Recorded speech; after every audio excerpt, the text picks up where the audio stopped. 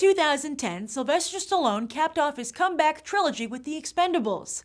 Unlike the first two, Rocky Balboa and Rambo, Stallone wasn't visiting any of his old characters, but he wasn't creating a new one either. No, The Expendables was an idea. See, without a doubt, the heyday of the action movie was the 1980s to early 90s. And while the genre is certainly doing okay these days, audiences still remember those past years fondly. So Stallone took an idea as old as entertainment, getting the band back together, all-stars, etc., and applied it to the genre that had made him and so many others famous. The Expendables does what would have been impossible when these stars were in their prime. It puts them all together in one affordable movie. A real-life Avengers, if you will. And audiences got such joy out of The Expendables that Stallone is not only making a sequel, but has pulled in even more action stars, old and new. Now, what makes The Expendables so great is that it's a celebration of some pretty awesome movies. And if you haven't seen those movies, well then you aren't getting the full Expendables experience. That's why today on Countdown, I'm going to walk you through the movies that not only made The Expendables possible, but cemented the action genre in Hollywood. Get ready for your very own action film festival. Let's start out with the action genre's greatest generation. Now, Sylvester Stallone is at the heart of The Expendables, and Stallone has always been the action hero with a heart of gold. And not a bad head on his shoulders either. After bit roles here and there, Stallone wrote the screenplay for Rocky, and while many producers tried to simply buy it, Stallone wouldn't sell unless he played the lead role. The rest, as they say, is history.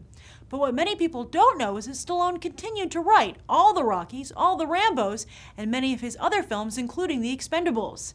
As for which Stallone movies you gotta see, Rocky is of course at the top. After that would be First Blood, as well as the most recent Rambo, which was actually pretty good, and features an explosion so big it made me laugh out loud in the theater, because it was awesome.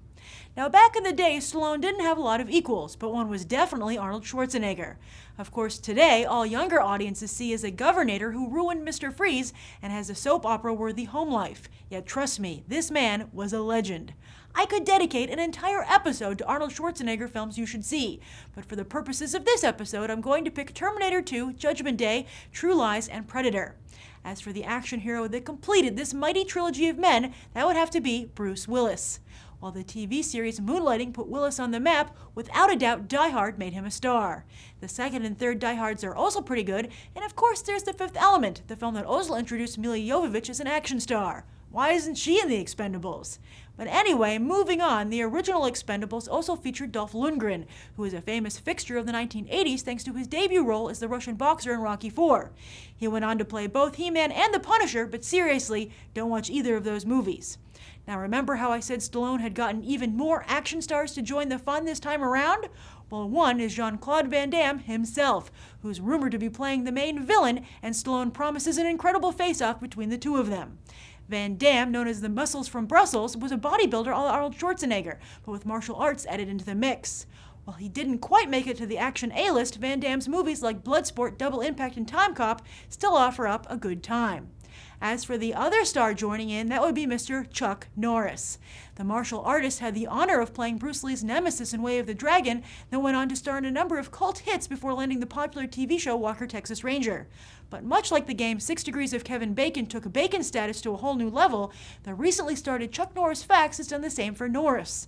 A book of them was even released in 2007, The Truth About Chuck Norris, 400 Facts About the World's Greatest Human.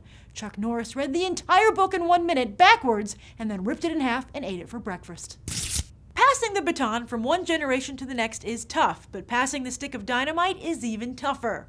So it's rather noble of Stallone to acknowledge the current stars of the genre, the actors who don't need no CGI or superpowers to impress audiences. He gave the biggest newbie role in The Expendables to Jason Statham, the model discovered by Guy Ritchie. That's right, Statham was a model. But hey, so was Mark Wahlberg. The Transporter franchise made Statham famous in Hollywood, along with the excellent The Italian Job and Crank. He's not quite the level of the original trilogy, but impressive nonetheless. The other action hero representing the current generation is Jet Li, the Chinese martial artist whose Shaolin Temple series actually paved the way for the ancient tradition's comeback. Then it was the 1-2 punch of Lethal Weapon 4 and Romeo Must Die that made him a well-known action star here in the US. To even things out, Stallone also included football player turned actor Terry Crews and UFC fighter turned actor Randy Couture. And for some reason in The Expendables 2, Stallone has brought in Liam Hemsworth. Sly, you do know there are two Hemsworths, right? I think you wanted Liam's brother, Chris. Now, while you're welcome to check out all these movies, here's the official BTT countdown for The Expendables 2. I'm focusing on the older generation, as I assume most of you are familiar with the current one. For number 1, I'm going to have to go with First Blood. While Rocky is the better movie, it's the all-out action in Rambo that's what inspired The Expendables. At number 2, I'm putting True Lies, because Predator is not only somewhat repetitive of Rambo, but you've just got to see the Arnold Schwarzenegger James Cameron magic that made both of their careers. You could of course get that from Terminator 2, but True Lies also showcases Schwarzenegger's comedic chops that he'll be using in Expendables 2. Number 3, Die Hard, no question. It's the quintessential Bruce Willis movie, and you Harry Potter fans will get a kick out of seeing a very young Professor Snape as the film's villain. For number 4, Timecop, so you can get psyched that Jean-Claude Van Damme is going to be in the sequel. And finally, at number 5, Way of the Dragon. See not just the beginning of Chuck Norris's career, but also the legend that was Bruce Lee. I'm sure wherever Mr. Lee is, he's smiling down on the Expendables.